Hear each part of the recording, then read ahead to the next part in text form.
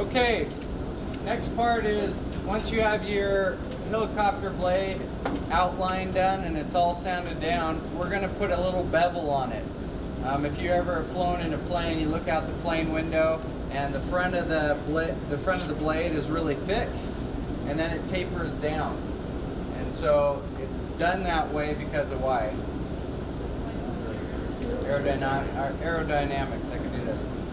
It does that because theoretically when the air hits it, the air has to go around the top of the wing and below the wing. And below the wing, it just goes really fast. But when it goes across the top of the wing, it takes longer to get there. I lost you already. Well, forget about it. Who cares, right? Anyway, here's the important part. When you grab a helicopter, the first thing people do is probably what? They spin the propeller. The first thing they always do, they pick up the helicopter and they spin it. And so when they spin it, generally they spin it in a clockwise motion. So we want the front of this blade going this way. We want the front to be what? Thick. We want the front to be thick and the back to be tapered. So if that doesn't make sense to you, when you are coming over here, as long as you're on this side of the sander, you're probably going to sand it right.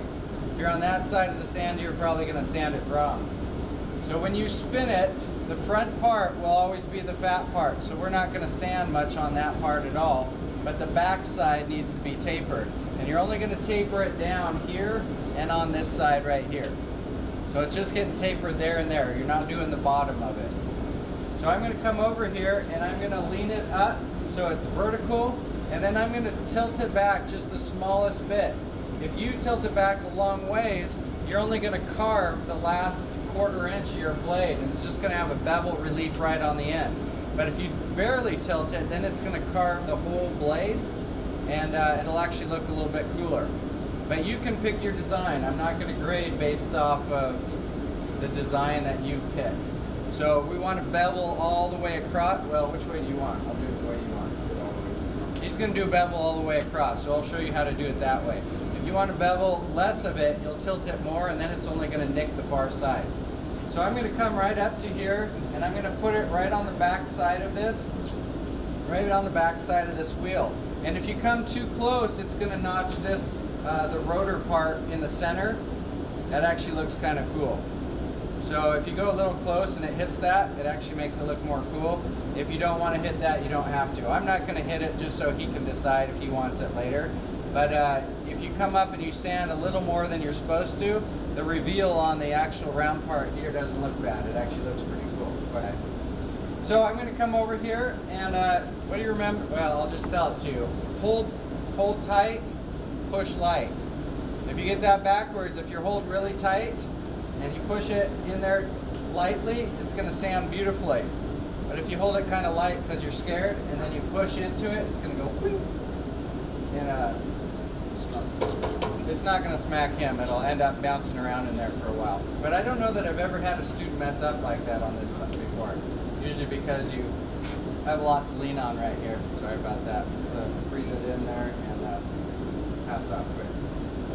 So I'm going to hold it really tightly like this, and I'm going to tilt it back. Look about how much I'm going to tilt it back. About that much. Barely anything. And then I'm just going to gently set it in there. Go ahead and turn that on, Sean. I apologize. It's going to...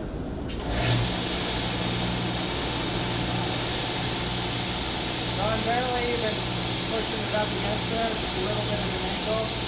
And you can go up and down a little bit. That's all right there, man.